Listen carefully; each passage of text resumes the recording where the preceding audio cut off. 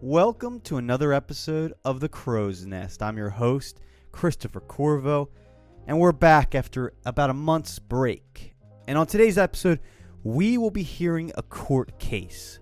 I will be the judge, and I will be hearing arguments from none other than Joseph Mark, the Haitian Wanderer. He will be representing the NFL. And of course, we'll be hearing arguments from Robert Avery, aka The Legend. He will be representing the NHL.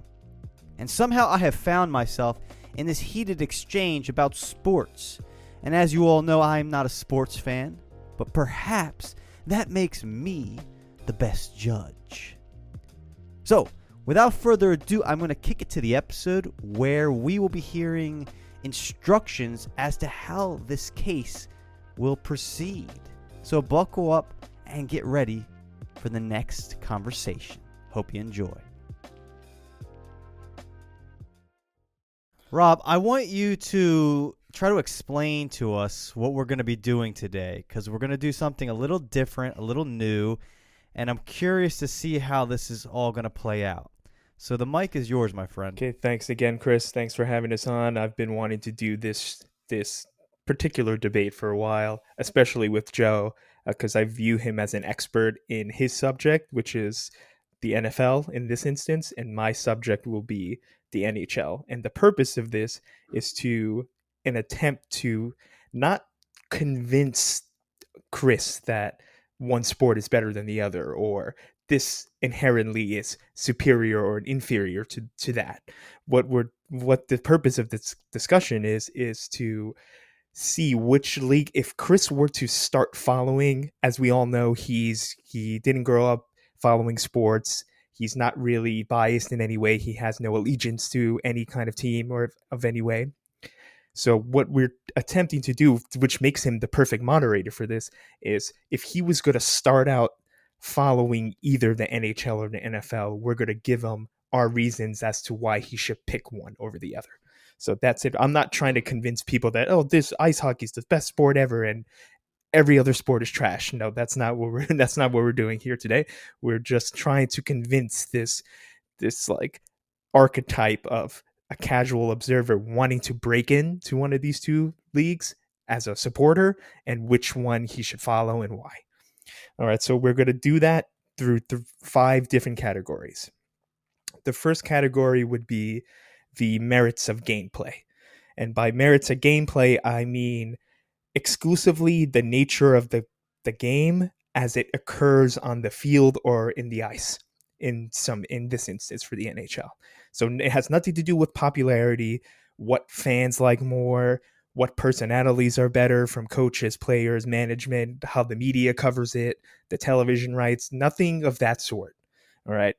It's just strictly what happens on the field of play or the ice. That's category 1. Category number 2 would be entitled athletic prowess and mental acumen. So what a brief description of that is what does an individual need to be successful in this sport, and how they use these characteristics, and how these characteristics relate to their team success, and how are these players coached, how difficult it is to reach the highest level, how impressive are these feats of strength and speed and leaping ability, and how all these players can deal with high pressure situations, not just in the game, but with fan pressure, media pressure, city pressure, things of that nature. All right, so that's number 2. Category number 3 would be more the viewing experience. So which one is better as a form of entertainment? So in that category, we'll be describing the commercialization of the sports, the advertisements, how popular it is in the country, which game is better to attend in person, the timing, how long does it take, how much value do you get for the time that you put in, etc. So that's viewing, consuming it as a form of entertainment, as you would a television series or a film, etc. All right. And the 4th category would be, which is probably the most interesting one, is the parity and competitiveness of the NHL or the NFL. Right. So how competitive are all the teams in the league? how hard is every game to play, how difficult it is to win, does every team have a legitimate shot to win, not just the particular game, but the season championship as well. That's the fourth category. And the final would be the culture and community that surrounds the sport. So how tight-knit are the relationships amongst the players, between the players and the fans, between the fans themselves, between the players and the owners and the owners and the coaches, so all down the line. How does every person involved in the sport interact with each other, and what kind of communities do they build? What traditions and cultures exist? How do they carry themselves on and off the field? What image do they project? Are they role models? How does the public view them? Can they commingle in society with everyone else? Things like this. So that's also a very interesting topic to me. So that's the last one, would be the culture and the community surrounding the sport. So those would be the 5 topics. And the format of how we're going to do this is sort of like a pseudo debate style. So each Joe and myself are going to spend 2 minutes on the 5 topics, stating our case, followed by a 1-minute rebuttal by the other opponent in the debate. So you'll get five statements from myself and Joe, and then we'll each rebut each other's statement. All right. And obviously there's wiggle room for conversation. So this is not a rigid format, but this is how it's going to be. So we'll each get 2 minutes. We'll get a 1-minute rebuttal. Chris is going to be the timekeeper, so he'll keep us in the know of how much time we left, and he'll kind of guide us along. And also we'll make an opening statement, which is 2 minutes each, and we'll make a closing statement at the end. And then Chris will reveal at the end, finally, which sport he's going to at least attempt to start following based on how we debated and how we quote unquote convinced him. All right. So any questions, boys? I think we got that pretty good. Okay, take a deep breath, because that was a lot. I got to wrap my head around all this. So we have the 5 categories. I am the judge. I am the clock keeper, the keeper of the clock, as it were. Joe, how you feeling? Do you think you can handle this? I'm good. I think I can do this. All right. Do you have the fire inside you? Are you ready to rep your team, rep your sport? Sure, why not? Joe, you don't sound very I know, excited. that you hesitation. don't sound prepared. He's calling you out. Rob has called you out. And he considers you an expert of the game of football and of the NFL. So heavy is the crown, or heavy is the head that wears the crown. And you, my friend, are wearing the crown on this program today. You are a representative of the NFL. Exactly. I don't want to hear, well, I'm kind of ready. That's bullshit. Come on, man. Let's get going here. I don't want to hear, oh, maybe I'm going to be able to do this. I want to hear, hell yeah, and I'm going to bury you. That's what I want to hear. That is definitely not my style. Yeah, I mean, I know, but I wish it was, at least for this purposes. But go ahead, Chris. So let me get my clock ready. I'm going to use my handy dandy Android stopwatch. All right. Okay. So periodically you might hear me make a brief interruption if there's some point that I need clarification on, because as you've mentioned, Rob, I don't follow these sports, so there might be certain details that for those of you listening might be obvious, but are not obvious to me. And since I am the host and I'm the one you're trying to convince, it's all about me today. So if I ask you a question, take a second, you're not on the clock, and just give me a little bit more detail, because we've talked about some of the aspects of these sports before, and they're interesting. So I might just want some further clarification.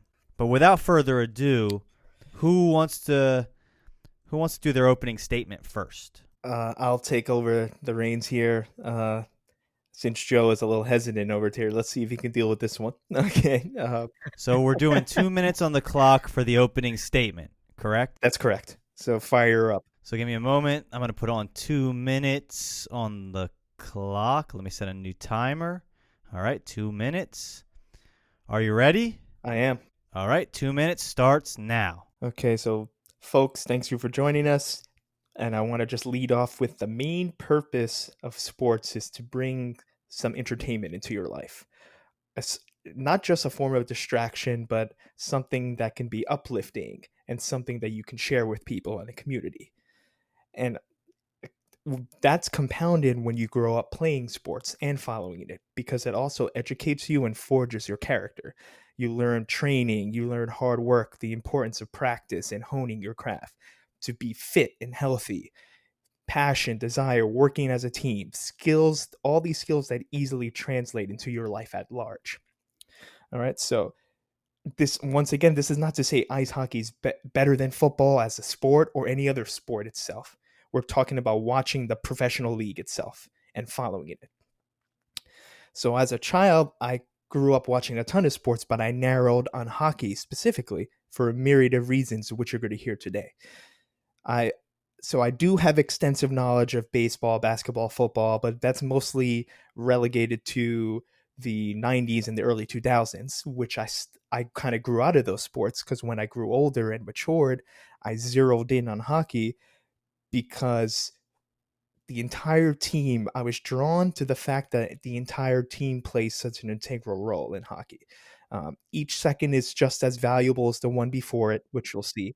So if the game is constantly on a knife edge, it's always high pressured, there's always a lot of weight, and the community is predicated on bonds and relationships and bringing a positive impact. 30-second warning. So the one drawback is it's expensive to start playing, and it's not as diverse as the other sports, but you'll see why that despite those things, Canada has done a fine job making sure everyone is involved in hockey, no matter their background or income. And the U.S. is also starting to pick that up as well. All right. All right, time is up. Joe, are you ready? 2 minutes goes by fast. You ready? Yeah, I'm ready. 2 minutes starts now. Opening statement. So the reason why I really gravitated towards the NFL as opposed to the other leagues, which I, just like Rob, I actually followed extensively as well, is the supply and demand aspect of it. There's so few games, and each game matters because of that. Also, the diversity of the playing surfaces, how engaged the fans are with the players, with the management, with the owners. Everything about that league, it just pulls me in and really never lets go. And it all culminates in the end in February with that beautiful Tiffany trophy, the Lombardi trophy. So it's just a culmination of civic pride with team building aspects that all like pulled me in and hasn't let me go, and I don't see it letting me go. All right, good. That was your opening statement? Yep, short and simple. Okay, so something I need to clarify since I'm the judge, right? I need to understand everything, all the details.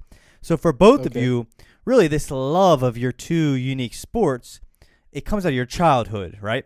This is something you have that's been an experience that has been a continuum throughout your whole life. So for you, Joe, it's been football, and for you, Rob, it became hockey, right? Which is very cool. Okay. That's right. So I have your opening statements. Opening statements have been made. They have been submitted. And now we're going to be moving on to the next step. Rob, we're going to be doing 2 minutes per category for a 1 minute rebuttal. Correct. All right. So, Rob, you'll be going first. We have category 1, as you've described, the merits of gameplay. And I will set my clock for 2 minutes. Are you ready? I am. 2 minutes begins now. All right, so how hockey is played is there's 12 forwards, there's 6 defensemen, and there's 2 goalies. So only 20 players can dress for the game. However, each player has a significant impact on the gameplay. There are no passengers in hockey. There are no bench players. Every player is just as important as the next player, because one mistake, 1 second, can cost you the game. It doesn't matter if it's in the first minute or the final minute. Each second is just as important. All right. And everyone is involved. So, and now that brings us to fighting. Fighting, people see that as a negative thing, but what it serves is to energize and fire the team up. It gets the boys going. So it serves as a protection and to stick up for your players after a cheap shot or a dirty play. You're not fighting just to fight. Very rarely happens. So fighting has a role specifically for policing of themselves. All right, the players can police themselves. And another thing is momentum is very important in hockey. Unlike the other sports, there's no artificial way to stop momentum. You can't call timeout. There's no out of bounds. There's no fouling people to stop the play. You have to organically generate it. And if it's going against you, you have to stop it, turn it around, and have it propel you in your direction. So it can't be halted artificially, which is wild. So that's why what makes it so fast paced and mentally and physically demanding. All right. Because you also have a frozen projectile that's flying at you, at and around you at a speeds excess of 100 miles an hour. So there's always pressure. There's always bodies and projectiles flying at you. So you have to be aware of this. And you also have to realize that every player plays both offense and defense, and they're all as equally as important to each other. 30-second warning. It's a game of improvisation. There's not a lot of play calling and structure, so everyone needs to be in sync, like a cohesive unit, a one machine working together. I like that. Improvisation based. And you're saying that with hockey, there is no specific offense defense because you're playing both, because it's constantly going back and forth, correct? Yes. Yeah, I didn't know that. That's pretty cool. All right, Joe, are you ready? 2 minutes goes by real fast. It's not a lot of time. So I'm going to give you a little bit more time. You're going to do 2.5 minutes. See what you can do with an extra 30 seconds. I gave you an extra 30, Rob. Thank you. Joe, do you want to do a rebuttal? So, Joe, do you have anything to say to that? No rebuttal. That was right on the money. Oh, man, it doesn't sound like there's going to be much of a battle. Oh, I'm taking my rebuttal every time, so go ahead, Joe. All right. Here we go. I'm gonna give you an extra 30 seconds. A little more time to make your points. You ready, Joe? I'm ready. Clock starts now. Okay, so when it comes to the merits of gameplay, the reason why I would gravitate, or anyone else that watches the NFL would gravitate to that league, would be the diversity of the playing surface. You can go from going in a, let's say, snowstorm. You can go to like a rainstorm. You can go into like a heat wave, a windy day. It can be astroturf. You can play on a natural field. You can play on mud. You can play in a dome where it's dark or where it's bright or where there's a lot of noise or where it's quiet. The diversity of the field of play is very, very, it's a big aspect of the play of the game. You also have 11 on 11 men on offense, 11 men on defense. And those 11 men are fighting over 10 yards, and each down that they get, because you can get a first down to score yourself a new set of 10 downs. If you fail to get a new set of 10 yards in 4 downs, then you give the ball over to the defense. So it's a constant battle back and forth. It's very easy to follow. You don't have to circle around and look for an object for it to know where it is. You can, all of the play is focused on the oblong ball that's being thrown around or moved around by a running back or a receiver. So it's the ease of the play and also the diversity of where the game is played that makes a big deal in terms of the merit of the gameplay. So with yours, Joe, a couple takeaways since I'm the judge. One point is that you have the diversity of landscapes, environments, and atmospheres. You're battling in the heat, the cold, high altitude, low altitude, everything. So you're always, you're in a very diverse environment. And another point that you've made that was interesting is that it's very focused, right? The ball, every play is right there, and everyone's focused on the movement of the ball, and the play ends and you restart. And there's this focused activity, whereas with hockey, the puck is going forward and backwards, and one team has it, then the other team has it. It's constantly in flux. Would that be correct, Joe? Yeah, that's correct. Okay, cool. All right, Right rebuttal, on. Rob. Yes, we'll take this. So the reason why that doesn't impress me that much from the NFL, because hockey is also similar in that way. It's a property battle, Chris. So you have designated zones. You have an offensive zone, a defensive zone, and a neutral zone. So you literally have like almost like military style zones. Notice how I'm using that to try to convince you. Yes, that was smart. Well played. You have designated like strategic zones where you operate in different, and you have strategies for each one. So you have 5 men on one side, 5 men on the other side, trying to get this little object into the other person's zone and eventually into the net past the keeper. All right, so it should be difficult. The thing about NFL is it's pretty easy to get 10 yards. It's very easy. It happens dozens of times a game for each side. Whereas hockey, it's difficult. It should be difficult to score. It shouldn't be easy, like you said. So the property battle is even more dynamic and fast-paced and difficult in hockey, in the NHL. So I see what you're saying. I see your point. And you're right. It's an interesting factor. It should be difficult. Like you should have to fight for every point. And I see, Joe, with you and with football, it's almost like a true battle, right? Because you're slowly trying to fight your way down the field. It's a slow progression, almost like an old school World War II military movement. You're battling a little bit more for ground every round. Well, not necessarily. It can be one strike. It can be that's what I like about it. It can be one big bomb down the middle of the field or down that side of the field, or it can be like a slog down the field, just like you said.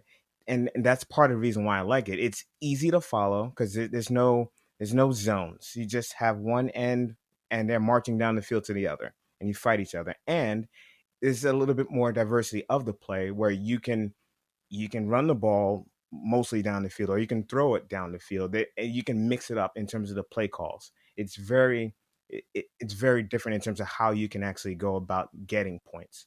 So we're on to round 2. This category is the athletic prowess and mental acumen of the players in the NFL and in the NHL. So who's up? I think, Rob, you are going to make your case first. And we're going to do 2:30 on the clock. Are you ready? Yes. Okay.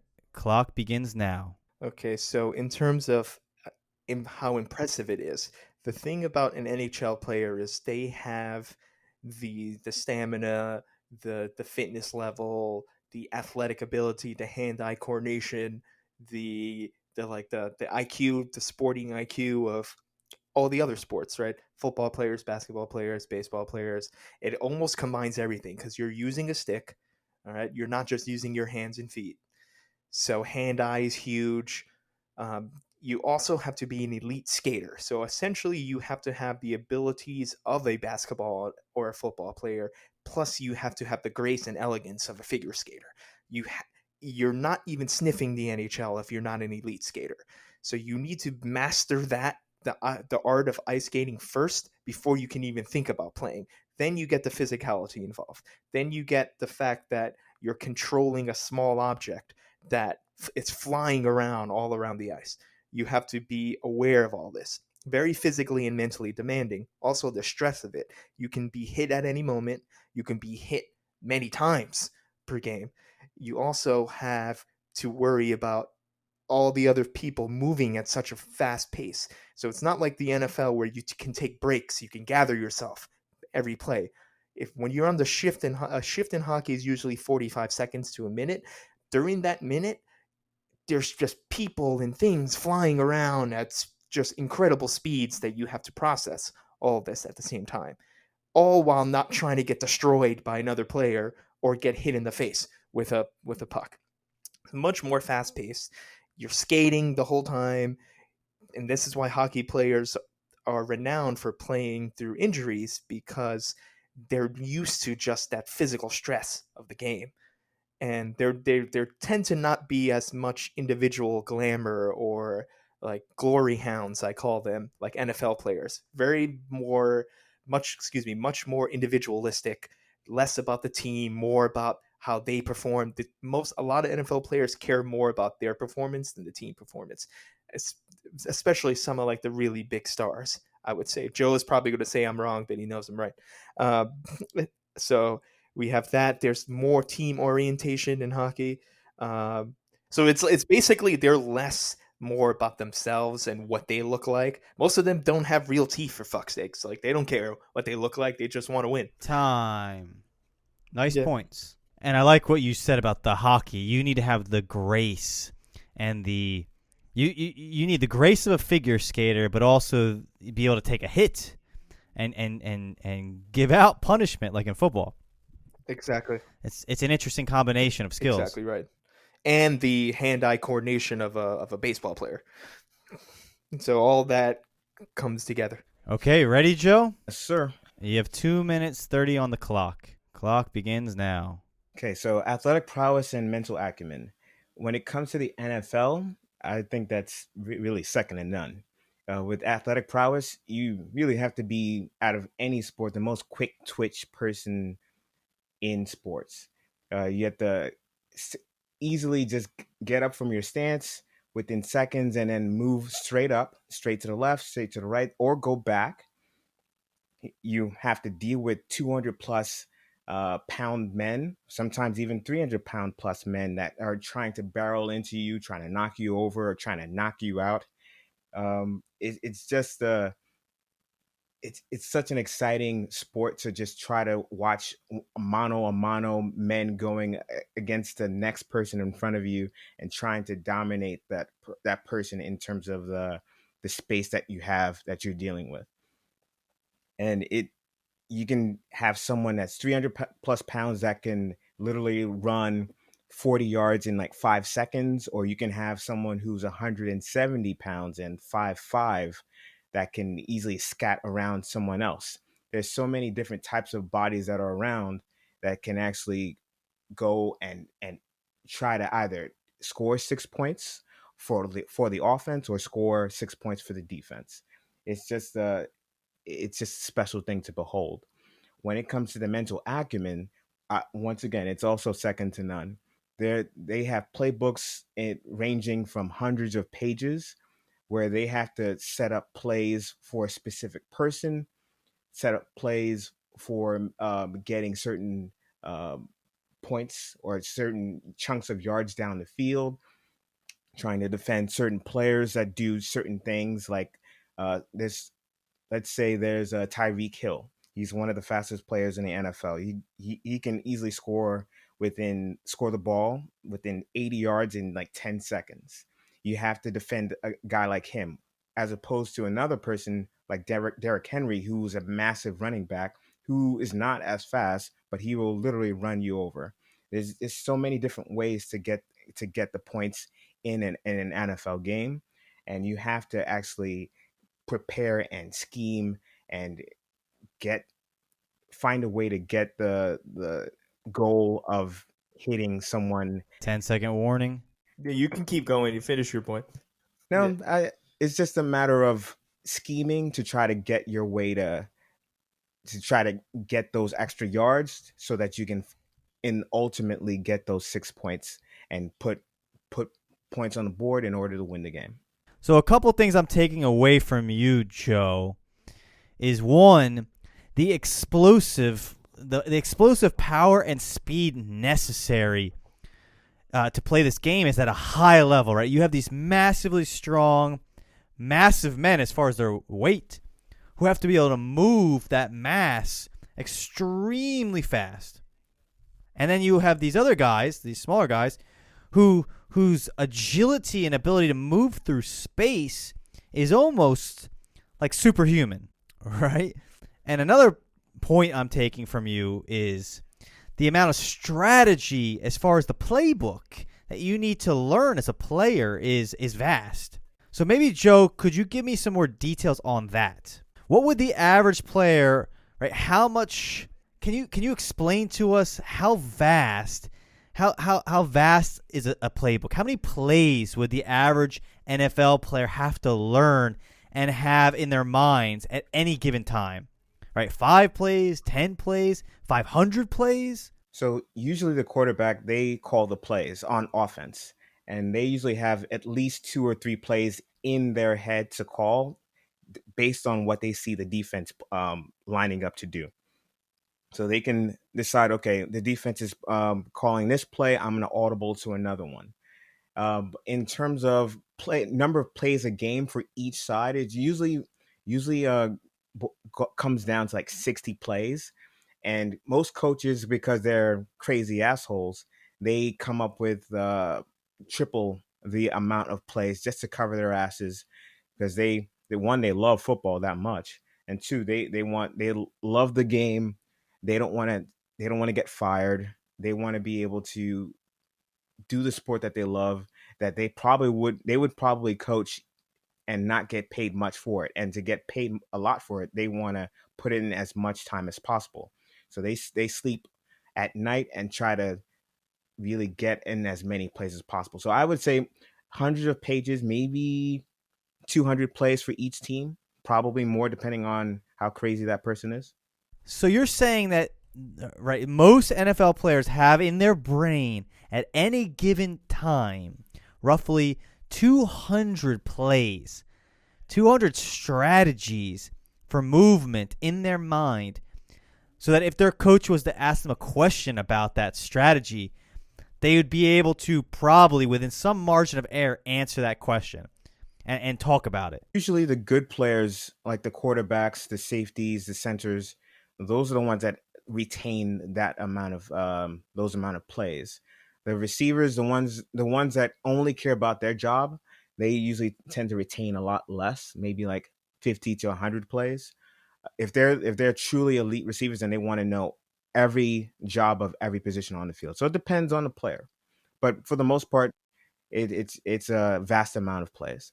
All right, Rob, do you have anything you would like to say? Would you like a rebuttal? Yes. So it sounds impressive, but it's mitigated. But I think Joe even relented at the end.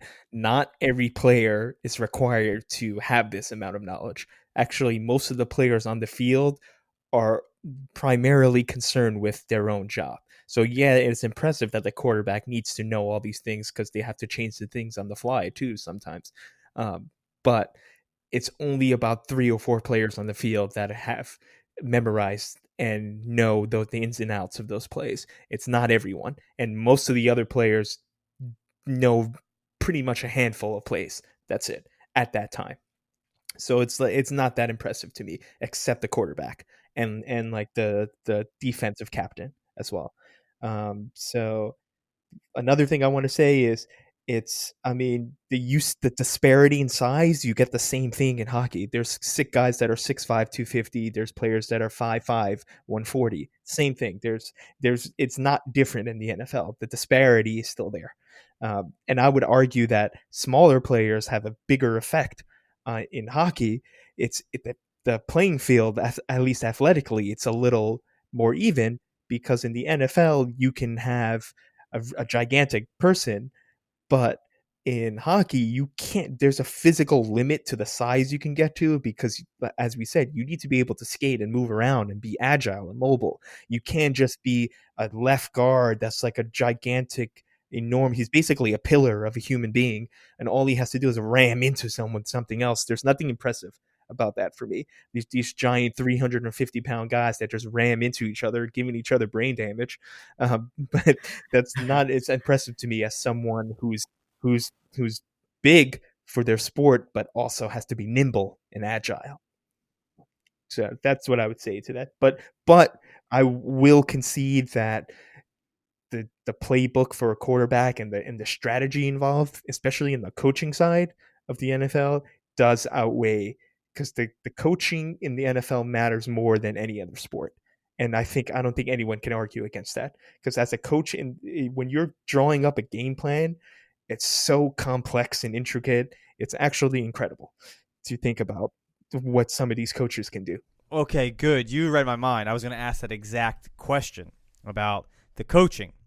So with hockey, you do all of your coaching, and then when the game starts, the game is in the player's hands For the most part, yes. because it's changing so quickly. But with football, it really the coach is the general, and he has his players enact his strategy. Right. But wait, hold on. I want to add one thing for hockey. Hockey coaching still matters because there's something called matchups.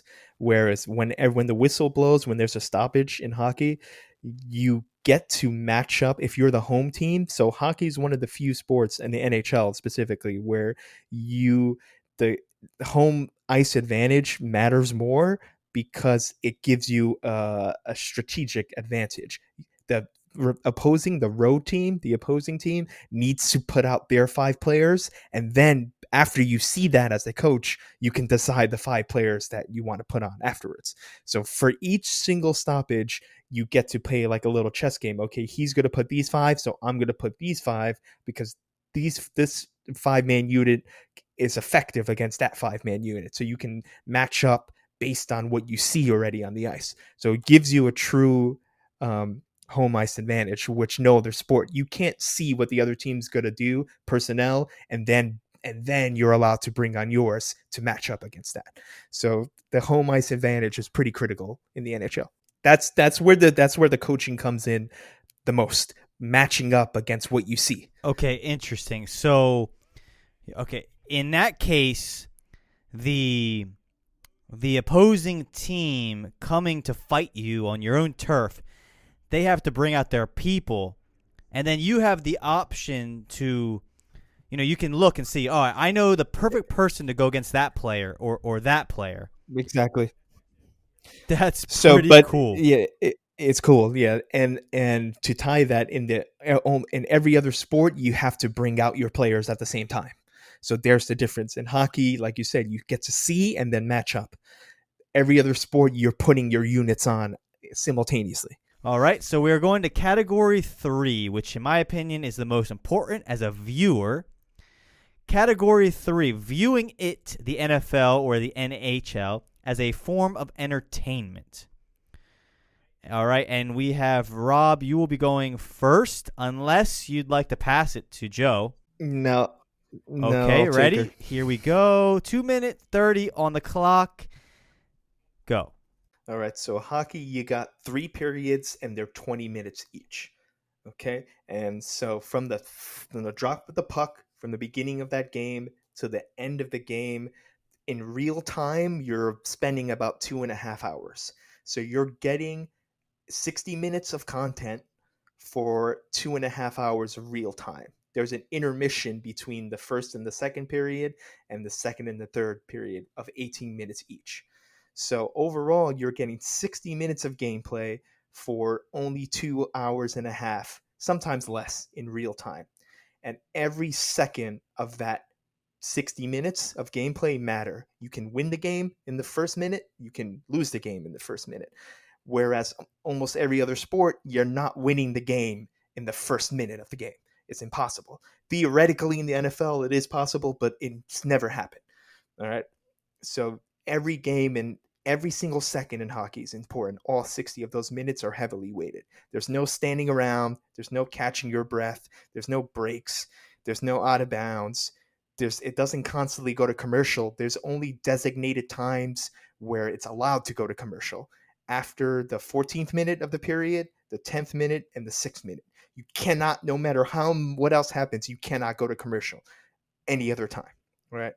And it's because most people prefer it that way because the NHL is not as commercialized as the NFL. NFL goes to commercial any single chance they get. They're throwing ads at you, and they're talking about the new show that's coming on Fox, and they're just stuffing ads down your throat. All right. So, and the last thing with the NHL is, which is one of the greatest things ever in sports, is sudden death overtime. The NFL had that. I don't know why they took it away. There's nothing like sudden death where you can win or lose the game at any second in overtime. And as a viewer, there's really nothing more exciting than when it's going back and forth during a sudden death overtime, where any bounce, any mistake, it could be fortune, it could be misfortune, It can be a really skilled play. It could be a heartbreaking. It could be exhilarating. That it's on a knife edge. That sudden death element to the overtime just makes it wildly entertaining. On top of like we said, the physical aspect of it, you can see a boxing match involved if you want, things like that. Like there's a lot of physical content and stress going on. All right, let me see if I can just process all of the information you just mentioned. So that was an interesting point that I never knew about regarding the commercials. So with the NHL, they can only go to commercial at specific moments in the gameplay. Yes, you can only you can't go to commercial more than 3 times in a period. Not allowed, and you can only go at specific times. All right, ready, Joe? You're next. You're up. 2 minute 30. Go. So viewing as a form of entertainment, to me, I'm going to break it down into 2 things: going to the game and then viewing it at home. Going to the game is, if it's not below 30 degrees, is a special experience.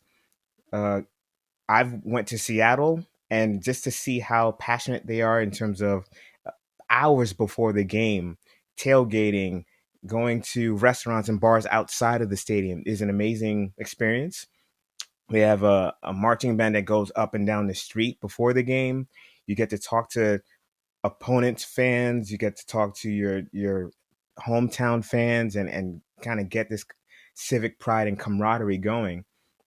And then actually going to a game can be fun too, where it's very much like a hybrid of the fanatic of hockey fandom versus the leisureness of a baseball fandom, where you are definitely into the game as it's going on, and then when there's a break, you can turn around to your friend, you can talk about the game, you can talk about a replay that just came up on the screen, or something that's going on in fantasy football, or a different game that matters to the game that you're watching at the moment.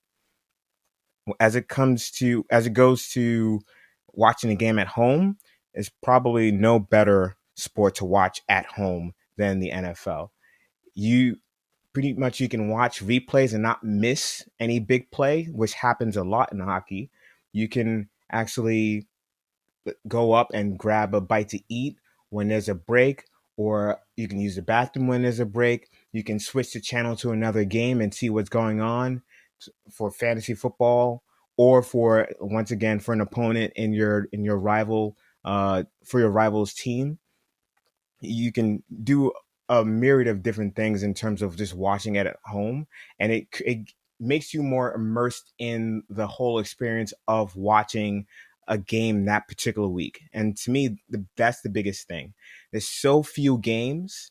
There's a 17 game schedule, there's a 17 game schedule, and each game matters.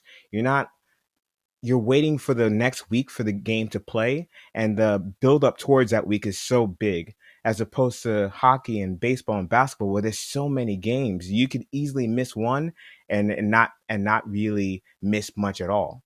And that's the biggest reason why I love the NFL. Okay, 30 seconds is coming. 5, We're good. 4, 3, 2, 1. My phone died, so I had to kind of guess at that. All right. I got a rebuttal here. So 1 second. yeah. So, Joe, you like the fact that there's built-in breaks in the game. You like that you can take a second, talk to your friend. You find that to be a more conducive entertainment experience. Is that correct, Joe? For home, I've been in numerous situations where I went to a friend's house in Staten Island and watched a game, and it was like a good 10 people deep. And it's just it's kind of like a atmosphere of going to a college football game, where it's just so much fun to be a part of each other and talk to each other about the game and what we think about each player or another game that's going on, how it affects us in fantasy football. Going to an actual game, that's a different story. But watching it at home is second to none to me. All right. So for me, if I wanted to go to a game, would you say that the experience of going to a football game is an enjoyable way to consume this form of entertainment? Or would you say, no, if you had the option, you should definitely watch it at home? It depends on where you go. If you're going to like a place like Green Bay, Wisconsin, where to me that's like the holy grail of sports, where you can just go and feel the history of the sport, the history of the team, the Green Bay Packers, or how impassioned the fans are. That's a great place to go to. The Super Bowl champions in Kansas City, the same situation. There's many places where you can go to where you can actually enjoy the game just as much as you would if you were to stay at home. The big factor is the weather. If it's shitty weather, you're not going to have fun. Except for if it's snow. Snow, that's actually a lot of fun. All right, Rob, rebuttal? Yes, indeed. So notice how Joe conveniently left out that when you either you're watching at home or you're going to the game, you're spending over 3 hours invested in this, and you're only really seeing 12 minutes of gameplay. There's a lot of time wasting and standing around. You're only seeing 12 minutes of game action in the average typical NFL game, and you've invested 3 to 3.5 hours of real time during the day. So there's a wild disparity there in terms of just consuming the entertainment. Secondly, even people that don't like hockey will tell you that live hockey is the best in-person experience because you don't have to deal with the weather at all. You don't have to worry about that in any way. Number two is you get to hear, like, you can feel how cold the ice is. You can hear the skating. You can hear all these little sounds of like the puck hitting the boards, hitting another stick. You can pick up all these little auditory pleasures, and visually you can't capture everything you see on the hockey rink or on the ice on TV. It's hard. You can't in person where you can see the whole entire rink at one shot, almost like a tracking shot in film. You can see everything. You can see plays develop. It's much better in person than it is on TV. So you're not getting the full hockey experience on television, even though it does go faster with no commercials, and every second you're watching gameplay, you're not watching people winding the clock down and just waiting for a play to be called. Okay, so the live experience of hockey is the ultimate ideal of how to watch it. It's the ultimate experience. Correct. Yeah. And that's the way it should be. The sport should be the best, not when you're at home, while you're at the atmosphere itself, you're in the environment. That's where the pinnacle of your entertainment should come from. 2 questions. 1, how big is an ice hockey rink? Do you know that?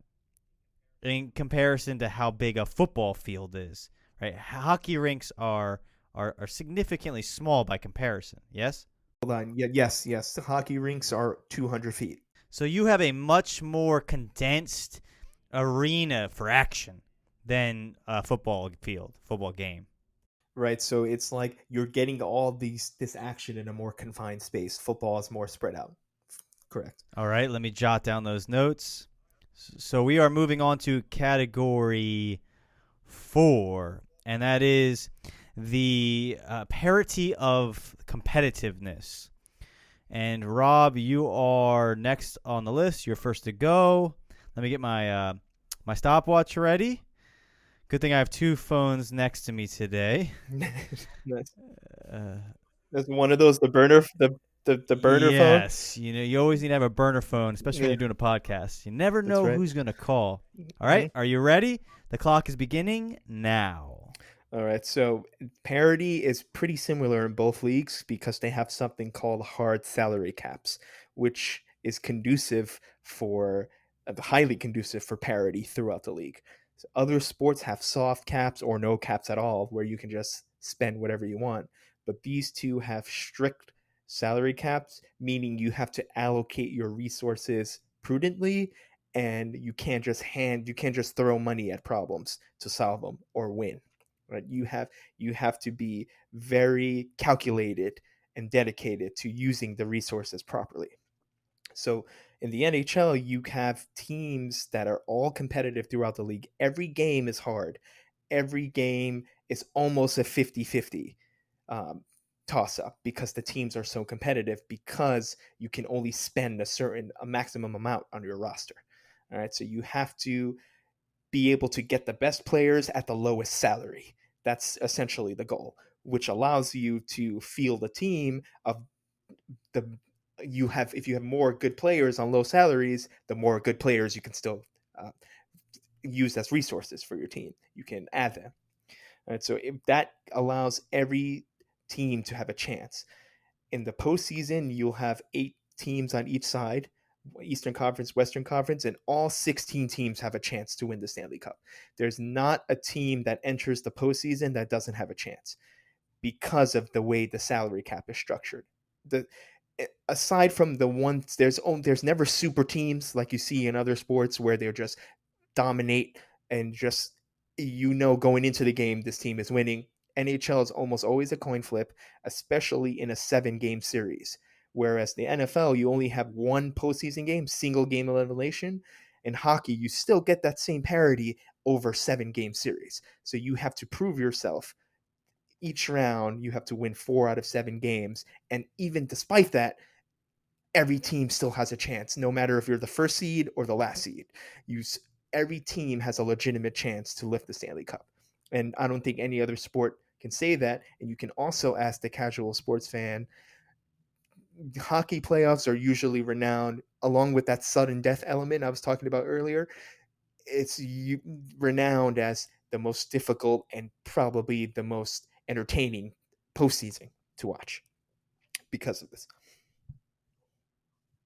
And also, my last point is you're competing over a series of weeks. Joe, as Joe said, NFL is weekly, so you get 6 days off before the next game. Hockey, you can go out, you can get hit for 20 minutes, just destroyed, and then the next night you have to play again. There's no rest. You just keep playing every other night for weeks, and then you go into the next round and play another 2 weeks every other night. So it's just constant mental and physical drain. It's a war of attrition for the most part for some teams. If you're going to win the Stanley Cup, you got to win that war of attrition too, in addition to the skills and the talents and the grace. So I want to go back to one thing, and I think we've talked about this before, and it's something I find very, very fascinating. So you're telling me, and I believe this is true of both the NHL and the NFL, is that each team has the same amount of money that they can use for salaries. Is that what you mean when you say salary cap? That's right. Right. That's what it means. There's one pool of money. You have the same pool of money as Team A that Team A has as Team B. So you can't outspend another team, right? They can't buy up all the talent. It's even across. Yes. So, for instance, the New York Rangers owner, James Dolan, is a billionaire. He owns Madison Square Garden and Cablevision, but despite that, he still can't spend more than $82 million on his team. That's the cap in hockey. Every owner and every front office cannot spend more than $82 million. Doesn't matter how rich you are. Doesn't matter what you do on the side. You only have $82 million to spend, and you have to spend at least, I believe there's a floor as well, which is, I think it's about 60. So you have to spend between 60 and 82, and you have to live there. You can't go lower, you can't go higher, and you have to field the best team. And when did this become a rule? Like, when did this start to exist? In the NHL, this came in after one of the lockouts. I believe it came in 2004, 2005 season. So for about the last 15. So this is not that long ago. No, the structure was a little different prior in like the 90s and the 80s. Yeah. All right, here we go. So now it's your turn. Wait, first off, Joe, is there anything that Rob has said that you want to comment on or rebut? No, I think he pretty much hit it on the head. All right, are you ready, sir? Yes, sir. I'm going to be running a stopwatch, so I will say time's up when the time is up, but I'll give you a 30-second warning. Here we go, starting now. So when it comes to entertainment, I was kind of shocked to see how closely the NHL and NFL were when it comes to parity. There are some slight differences. The amount of teams that get into the playoffs are a bit smaller, so it puts more emphasis on the regular season for the NFL. Now, I must admit, when it comes to the playoffs, I'd say March Madness and hockey are up there because of the amount of upsets that happen. But there's still not there's something special about being one and done. Knowing that if you don't put your all in this game, you can't lollygag in one game and go to the next and then put all your chips to the table on that game. You have to play hard each and every game. If you don't play hard in each and every game during a season, and then once you get to the playoffs, play hard again, then you have no chance. You can't go into the next game because there is no next game. So that's one of the big things with parity. And the NFL, they pretty much started the hard salary cap first. They started in 1993, and even way before that, they were avant-garde when it comes to trying to create more of an egalitarian league where they all shared revenue from each of the other teams to help a smaller team like the Green Bay Packers to compete against the bigger teams like the New York Giants or the Chicago Bears.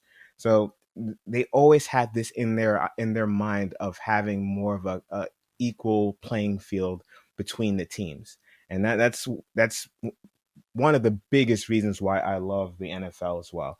And I think if you're going to start out being a fan, that's another big reason, because if you're going to root for a team, you know that, okay, this team has a shot to make it into the playoffs and also to try to win, because they all are in a level playing field, very similar to hockey. So there's one thing that you said, and I'm hoping you could reiterate it.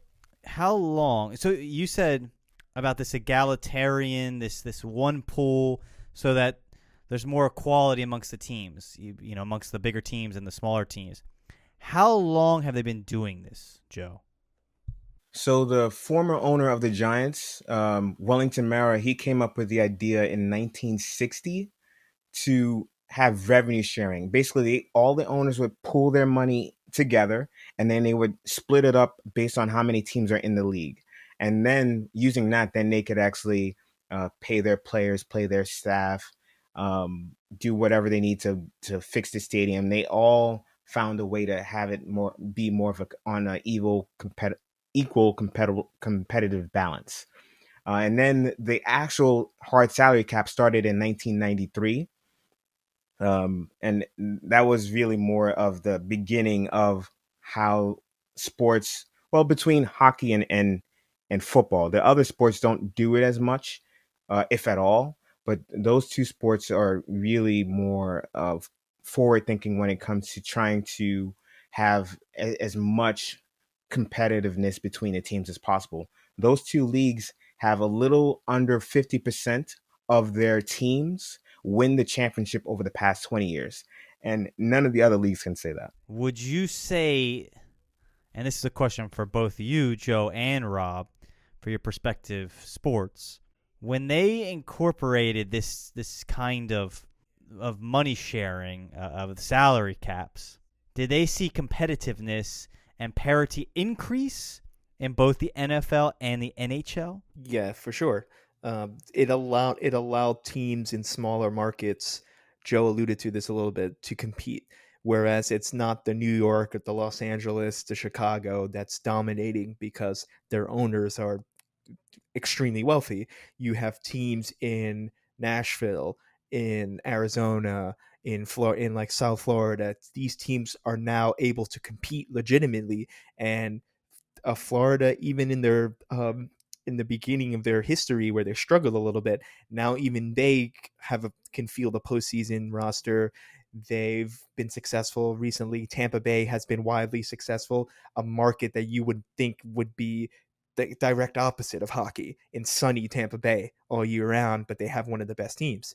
Same thing, Arizona has a very good young team in a place where not many people are growing up playing hockey, in Phoenix, Arizona.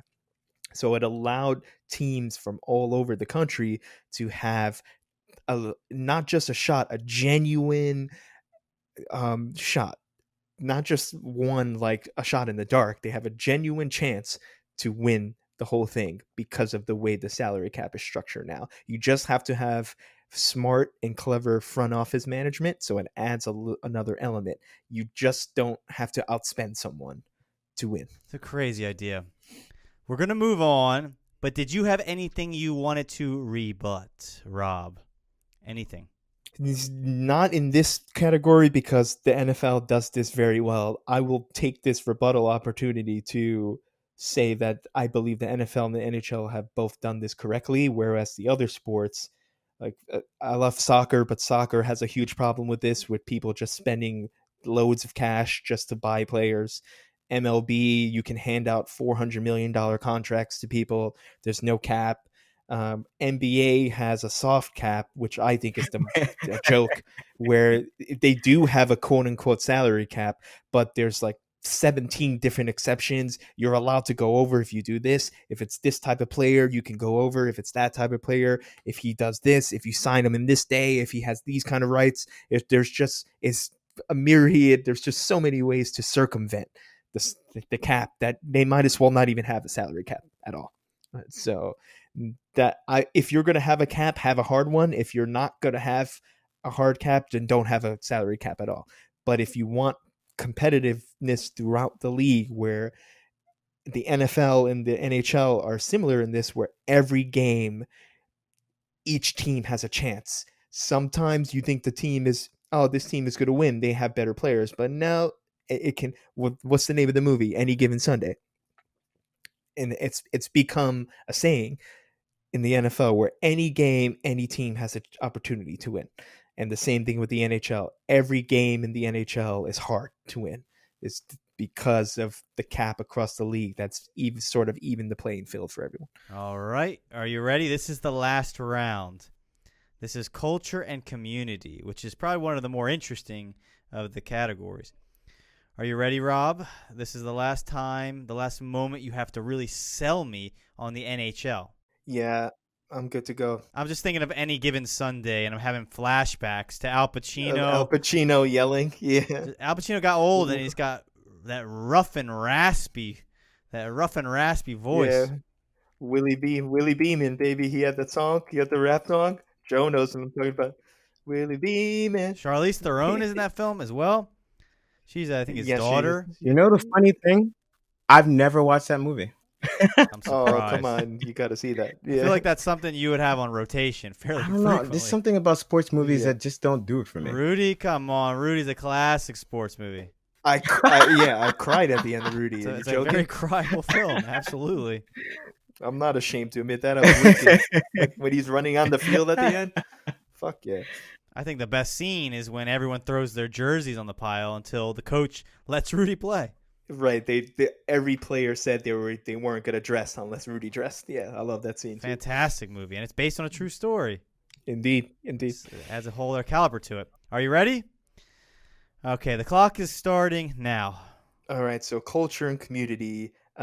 So hockey players are generally known to be the most down-to-earth of all the athletes because in their sport, you don't have the glory hounding, you don't have profiles, your individual brands, trying to be entrepreneurs, whereas in the NFL, a lot of players are in to raise their own profile. They're in it for the money. They want to create their own brands. All right. Hockey has very little of that. It's very team oriented. So what that translates to as the fans is a sense of community. You have more in common with the players. You could connect with them easier. All right. And hockey players are also very involved in their communities because a lot of them come from small towns in Canada and the US. And there's a sense of almost a friendship that forms a bond of friendship between the fans and the players, as well as the coaches, as well as the front office people. So hockey has a really tight-knit community where everyone's looking out for each other. Well, what does hurt it a little bit, and I want to jump out in front of this, is in the 70s, 80s, and 90s, hockey suffered from a culture of exclusion. And what I mean by that is if you didn't come out and party every night, drink, a lot of drug usage, and if you weren't a part of that as a player, you were ostracized from the team and you were basically blacklisted in the locker room. You were almost forced to go out and do things that you didn't want to do. You were forced to go out. Some people don't want to go out and party to 4 a.m. and then have to wake up for practice. But if you didn't do that, you were blacklisted in hockey, because the culture of the 80s and 90s was everyone is going to go out. The boys are going out for dinner and drinks, and you have to come, or else there is no option. You're coming.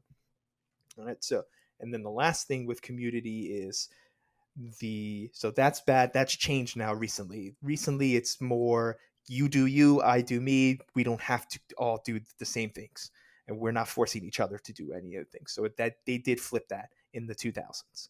And then the last thing I want to say is the awards, and I think this is a microcosm of the difference between the two sports. In the NHL, the awards, the season awards, MVP, Rookie of the Year, best defensive player, etc., they're all named after public individuals, important historical figures and leaders, royalty, and great players and coaches from the past. And these are only singular trophies. They all live in the Hall of Fame. So whereas the NFL manufactures a new trophy each year and the name is only MVP, offense player, defense player.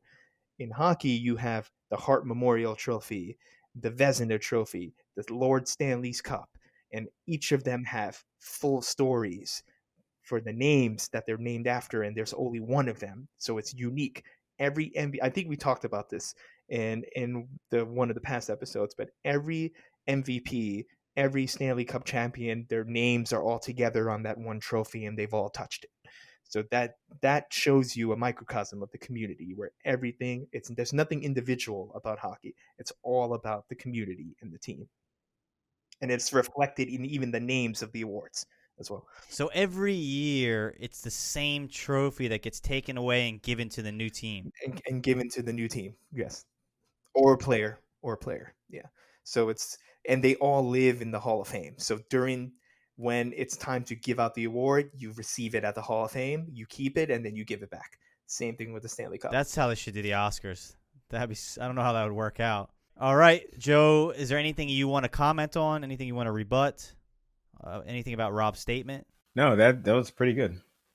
Although, actually, I do want to, and it's not really a rebuttal, but the whole culture of the players, that's a sporting thing.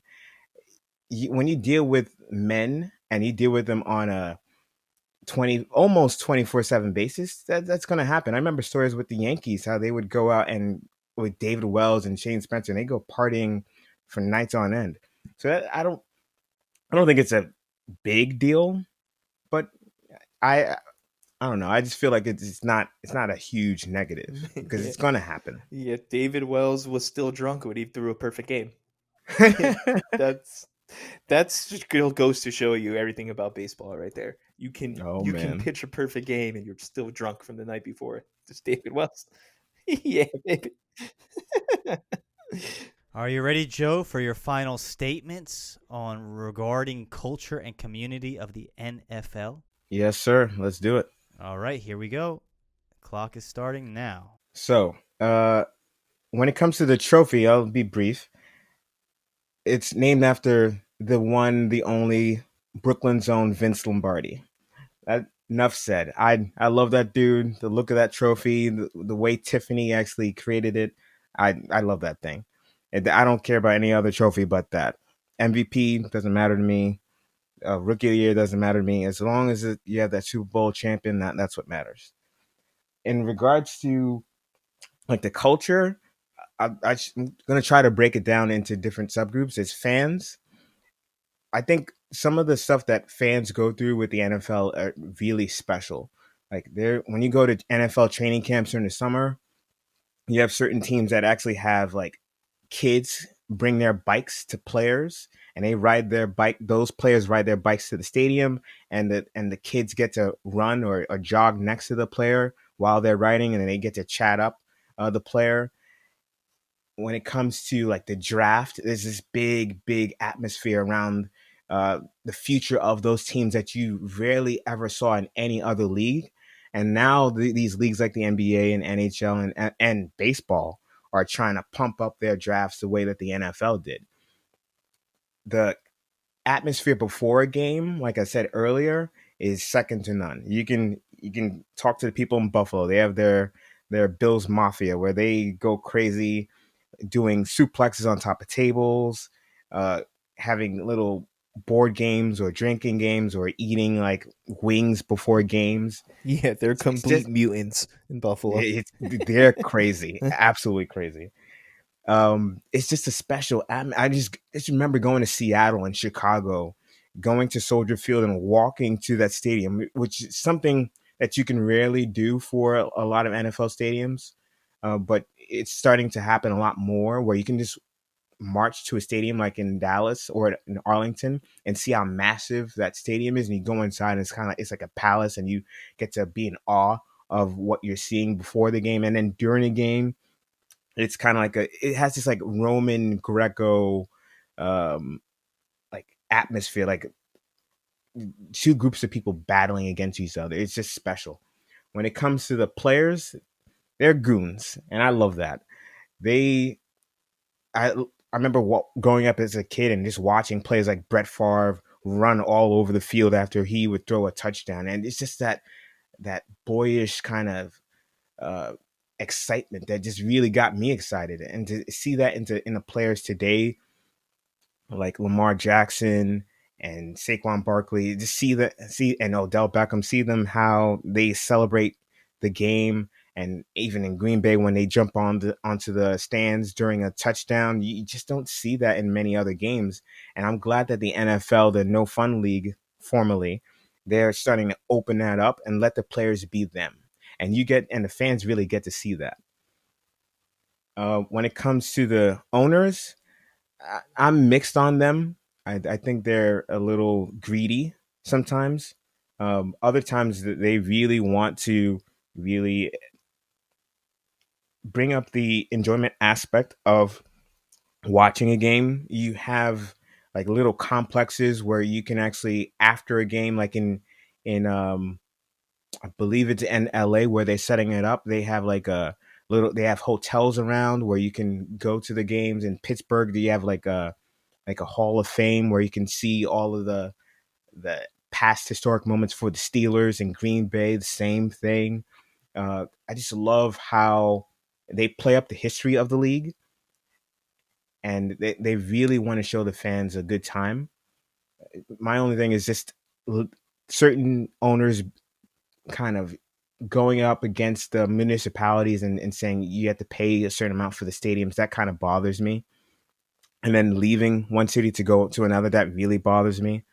But other than that, it's just a special environment to be in, and as a fan to see this day week in week out during the autumn and winter months is just second to none. Joe, I really enjoy listening to that. Especially that part about that boyish, that excitement and happiness of watching some of these athletes. When they score a touchdown and they're running up and down the field, and that energy, that excitement. What you should do, Joe, is maybe start a podcast where you talk about sports. You sound like you have a knack for it. Does that sound like a good idea? You're hilarious. Yes, it does sound like a great idea. For those listening, Joseph Mark, the Haitian Wanderer, is quietly working on a project. I don't want to give away too much, but one of these days, it'll be out in the world, breathing. Yeah, and you'll get to hear more of those monologues. We need it. The world needs that. The world needs to understand the nuances of athletic competition. And hockey has the same thing. So to rebut that, I'm gonna not so subtly interrupt this for my own rebuttal. Hockey has the same thing. You score a goal because it's so difficult to score. Every time you score, there's that childlike elation and wonder, and they're called goal piles. Why do you think people jump there? You have grown men jumping on each other and hugging each other, and they're embracing each other in full strong embraces after every goal, because it's such an achievement to score each goal. So you get, in both sports, you get that 7-year-old feeling when you're on the playground and you're envisioning one day achieving that goal that you had for yourself. So it is cool. That part of sports is, you can't replace that. I don't think you can replace that in any other form of entertainment. So Rob, what's the next step? Is my job now that I have to decide between these two cases that you've both argued before me? Joe less arguing and more stating. Yeah, so let's do one closing remark each, and then you have to. I would say you, Chris, go through each category and say who do you of what sport do you think is more suited for you based on what we both just talked about. Gotcha. Rob, why don't you give us your closing statements? Let's keep them under about a minute on the clock, okay? Okay, go ahead. All right, hit it. You're up. All right, so I just have one thing to say to you, Chris. If you're a man who values your time, and if I'm an intelligent person that values my time, I'm always going to pick the NHL because I get more bang for the buck. I get more entertainment for the less real time I'm putting in. And let me give you a nightmare scenario in the NFL, which happens a lot. And Chris, you will hate it. So let's say you have first down. Okay, the offense runs a play, they don't get those 10 yards. A player gets hurt during that play. There's a commercial. On the second round of plays, or the second down, the quarterback calls timeout. NFL cuts to commercial. On the third play, it's still the second down, the team scores a touchdown, extra point, it goes to commercial again. Then there's a kickoff after each touchdown where you're giving the ball, the possession to the other team after you scored. It goes to commercial again after that. So what you've seen is about 45 seconds of NFL action, and you've had to endure 4 separate commercial breaks of 5 minutes each, usually, just to see 40 seconds of gameplay. Like, what's better? What do you think is a better use of your time? In order to see 40 seconds, I have to spend 20 minutes of real time, or you get what you get in hockey, where every second you're consuming that entertainment. That's all. That was my closing statement for you. All right. That's a good point. Time is money. Time is valuable. All right. Joe, hit me with your closing statement. Okay. So someone who might be getting into sport ball, the thing that you should know about the NFL, it is the ultimate egalitarian sport. So that's one. I love how there's one team in the NFL that is actually owned by the fans, not by one owner or a group of owners, but by a group of fans. And that's just special to me. Other than that, it's that every game matters. There's so few games that just you watching those games, it makes it a lot more. You're more involved in the game. You're not gonna watch 82 games out of a season or 162 games. You're gonna watch 16 or at max 20 if your team goes all the way. So this the shortage of games are a big deal, and I love the rivalries of the NFL. They're very special. Giants, Eagles, Bears, Packers. Is this something about all of that history dating all the way, actually, 101 years ago? So it's just a special sport to watch, and it's easy to watch because of the amount of games that are played, and because of you can actually see what's going on the field. They're going one way down the field as opposed to this constant circus of players moving all over the place where sometimes you can't even track where the puck is. So it's just ease of play and the egalitarian of play. Those are the big reasons why I love the NFL. Okay, well said. So now it's my job. And honestly, I don't know. So let's see. I'm going to take Rob's advice and go through these categories and try to... I mean, honestly, it's difficult. It's difficult to distinguish who won. Now I know why I never want to be a juror again. I get convinced too easily by charismatic speakers. And I have 2 charismatic speakers in front of me today. So any lawyers out there, get me on a jury because I am easily swayed. So yeah. Let's look at merits of the gameplay. Woof. Honestly, I like what you said, Joe, in the sense you are fighting a battle in a variety of environments. And you know, Rob, you know how my mind thinks. I'm thinking about war. I'm thinking about the Roman conquests. these armies fighting in Africa and fighting in the Germanic tribes. So I don't know. You're That's thinking definitely of influencing thinking of the me. Mongolians. So I'm going to give you that one, Joe. I think the NFL is going to win on that one. Though it is an interesting point, what you said about the NHL. And that's that you have to be able to skate. You got to be able to fight on skates and do all of these things. So that is an interesting point. I'm still going to give it to you, the NFL, but it is a cool point, Rob. It does make me appreciate the skill level of both these activities. But it is cool that you're playing a sport on skates on ice. Right. I'm going to give it to you, NFL, but it was a close battle. All right. So let's move on to... Okay. This ties into athletic prowess and the mental acumen. Mm-hmm. I almost want to give it to both of you. I'm sorry. I might have to throw this out. I might have to give it to both of you. Because, again, there's the hockey aspect. You got to be able to be quick, agile, flexible. Your reaction time needs to be insane while also skating on ice, with these skates, this thin blade. Now, I like the mental acumen of the NFL that you have to, if you're a quarterback, you need to know all of these plays. But, Rob, you did throw a kink in it. And that's that not every player needs to know all the plays.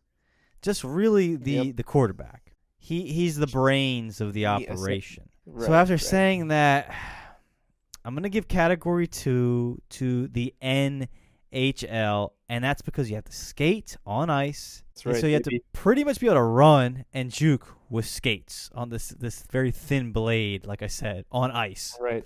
And to me, that's very interesting. Oh, it's achieving high speeds too. Some people can skate like in excess of 20 miles an hour, like fast. Yeah. Everyone's going fast. And I've seen fights. You got to be able to stand. Like a fight is something in and of itself. And now imagine you have to be able to stand and maneuver on skates.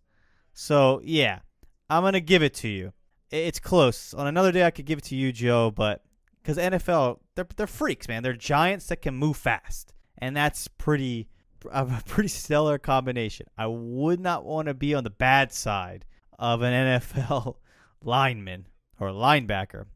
So we got point 1 for both of you. Viewing it as a form of entertainment. Joe, I want to give this one to you, but I can't. I'm sorry. I don't think I can. I've gone to football games, and they're not fun to be at. I'm sorry, Joe. I know you're quiet. You're muted, but you can speak up. No, I get it. I still think watching a game at home is the best experience. Watching a game is fun, like on TV. Like watching a game on TV where I can see everything, where it's all very clear, where I can see everything, all the action. But going to a game is awful. Not enjoyable. There's just too many breaks. This is the one scenario where I actually would agree with Rob. I even said it to him before. Like going to a hockey game, it's easily the most exciting sport to watch in person. You can feel the buzz. You're right. But you feel the buzz in the arena. To me, there's just too many games, though. You can't possibly watch 82 games. Well, and this, I'm going to give, viewing it as a form of entertainment, I'm giving it to you, Rob. But following it up with the parody and competitiveness, I'm giving this one to you, Joe. Because you made an interesting point, and that is that there's 16 football games. And you guys have been doing this salary cap for longer than anyone. I'm saying you, but you know what I mean. The sport of it has been going out of its way for many years to try to even the playing field. And like you said, 16 games. You have 16 games to try to make it. Every game counts. It's not like baseball. Like, how many games are in a baseball season? Hundreds. It's just 162. It's absurd. Yeah, that's insane. So I'm going to give this one to you, Joe. I think it's cool. You have 16 games. It makes or breaks you. Every game counts. And I really think it's cool. It's honestly like the point that stands out to me of this whole conversation is this, and I found the most interesting, is this whole salary cap aspect of it. And it seems that the NFL has been at the forefront of trying to make sportsmanship equal. No matter if you have a billionaire owner or you, like you said, Joe, you have this a city-owned, a fan-owned team. No matter what, the playing field is level. You can't outbuy. You can't buy talent. You have to work with what you can get, and that to me is really cool. So right now we're tied. All right. May I add one more thing before you decide? Because the next one is going to be decided. This one is about parity. So in hockey, which is different than the NFL goes by strictly win-loss record, whereas hockey, each game does have an importance because you accrue points. You don't just get a win in the win column or a loss in the loss column like the NFL. If you win, you get 2 points. If you lose, you get 0 points. But if you lose in overtime or a shootout, you get 1 point. So there's an element of strategy with where you're trying to get a certain amount of points to reach the postseason. Where it's in NFL, even though there are only 16 games, it's strictly win-loss. Where in hockey, and another element of strategy is added in because you're not judged on win-loss record. You're assessed by the amount of points that you accrue throughout the 82 games. So it makes the games more important. Even though there's more of them, they still have an element of importance because each point is valuable. Interesting. I'm gonna have to think about that for a while. But I'm still gonna give it to him. Right. I'm giving it to you, Joe. Because that point was not made that's fair. in the original the original argument. But that might have won you the point otherwise. Right. God damn it.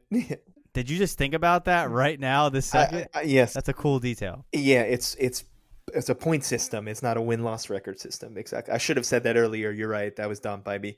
But I would have come up with the rebuttal to that, though. All right, go ahead. Go ahead, Joe. Because the next one, Chris, you're going to have to decide. There's no ties here. You're going to have to pick. All right, go. Go ahead, Joe. So I feel like I got that point, but either way, there's ties in hockey. This is the same like in soccer. It's just lame. And there's I know no ties anymore. There's a shootout, which is there's negative like elements of that. Yeah, I'm not a fan of that. You don't want to decide the game. You don't want to decide the game on like a gimmick skills competition type thing. But there's no ties anymore. There's a winner and loser for each game now. All right, we're going to category 5, culture and community. I'm giving this one. Wait, do I need a round of a drum roll? I'm going to give this one to you, Rob, and based on the categories. Now, for those of you listening, Rob did also come up with the categories, baby. So there might be room for a future episode. But the reason, wait, Joe, I know you can pull back your fury. I know it's brewing. I can feel it over the wire. But I'm going to give this to you, Rob, and I'm going to give you my reasons. One, part of it is due to the flaw of hockey. Right? Hockey is not nearly as popular. It's much more of a close-knit, niche sport. You can get weekend warriors who might watch a game even though they don't follow the teams very closely. But you don't get too many people that casually watch hockey. Most people I know who watch hockey are hockey fans.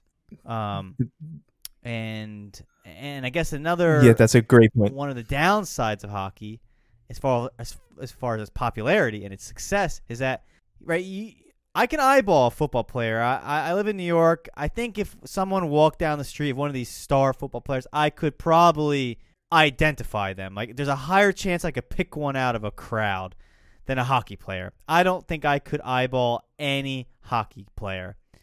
And that kind of goes with it. It's this tight-knit community. Fans could pull out a hockey player, but the average citizen probably could not. Right? They're not really stars. They're not really brands. Maybe they can make a lot of money, but I don't think there's that degree of stardom and of celebrity that is part of other sports. Right. And there's also, I would add, there's no appetite for it from a hockey player. They're not looking for glory or fame, whereas a lot of other sports, people are like they have a strong appetite. Look at me, everyone come look at me, look how good I am, look how impressive I am. There's not a lot of that in hockey. Yeah, and that might change, but in the future. But that's my impression. And again, these guys, they're walking around with no teeth. They are for lack of a better word, they're warriors. Mm-hmm. And I think there's still that, they get off on that within that community. Whereas, as you said, Joe, with football players, they're warriors too, but they're also more cognizant of their brand, how they're seen, how they're perceived. Because when the football ends, a lot of them go on to be, and yeah, I'm speaking on my ass. Correct me if I'm wrong, but it seems like they go on to become announcers or analysts, and so forth and so on. There's money to be made, whereas with a retired hockey player, I would imagine the glory is over. There's not much you can do after that. Maybe you can become an analyst, but again, the sport itself is not as large as from a money standpoint. Yeah. So again, I'm gonna give it to you, Rob. You have won this battle royale, but I will give both of you my my ruling. My ruling is that I will watch the Super Bowl with you, Joe, or let me say this. I will watch any 5 games of this upcoming football season with you, Joe. Any game you want to watch, I will watch with you. And for you, Rob, since you are living in a remote world, I will remotely watch. That's fair. I love the Stanley Cup. That's the big... Yeah, it's coming up. I'm going to make you watch a Stanley Cup game. It's going to start late September, early October. Yeah, okay. I will watch the Stanley Cup game. I will give both of you a few hours of my life to try to enjoy something that is very important to both of you. Because you said it. Your teams are important, right, Joe? Absolutely. You care about them. You care about the NFL. Something that resonates with you deeply. I do, but I'm going to push back against that. I would say not this season. If there are no fans in the seats because of the pandemic, then I would wait until next season. That's just me. It's not a true indication of the environment. All right, then I leave it to you, Joe. You tell me that the game you want me to watch. All right, when the time comes, when the sleeper has awoken, that's a Dune quote. And just let me know, and I will watch a football game with you. And you can kind of be the commentator and open the game up to me in a new and interesting way. All right, guys. It was an interesting episode. I didn't really know where it was going to go, but I think you made me think about these two sports from a different perspective, and I appreciate it. And though you can't see me, I am bowing to both of you in gratitude. Yeah, so what my final comment is like, thank you, Joe, for participating, even though I crushed you. But there's the thing about sports is now, what I'm sure Joe would agree with me, I want the stigma erased where it's, oh, that's something commoners do. That's inferior to me. I'm better than that. That's a waste of my time. Sports as a hobby is just as fulfilling and satisfying, community driven as literature, as film, as television. There's no difference if you're a TV nut, a film junkie, or you're a sports fan. And we need to move away from, oh, you watch football, you're probably some kind of jock or goon or meathead.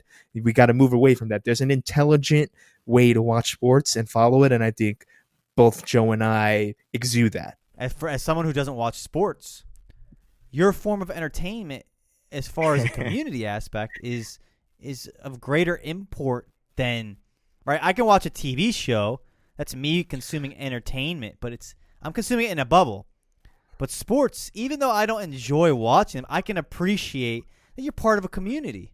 And Joe, how many friends have you made watching sports? I can tell you a lot of my friendships that have been long lasting for my entire life have the genesis of it has been within the sporting community. Yeah, same for me. It's definitely scores of friends based off of that. Enough said. For anyone who's listening who's not a sports fan, which I imagine most of you who are watching this one or listening are sports fans. But yeah, that's a valuable thing in and of itself. It's the ability to join a community based on the simple fact that you enjoy watching a competitive act together. And it's not like the Olympics. We have to wait years and years and years. You can do this every year and strengthen those bonds. All right, that was another episode. I appreciate you listening. Hope you have a great night.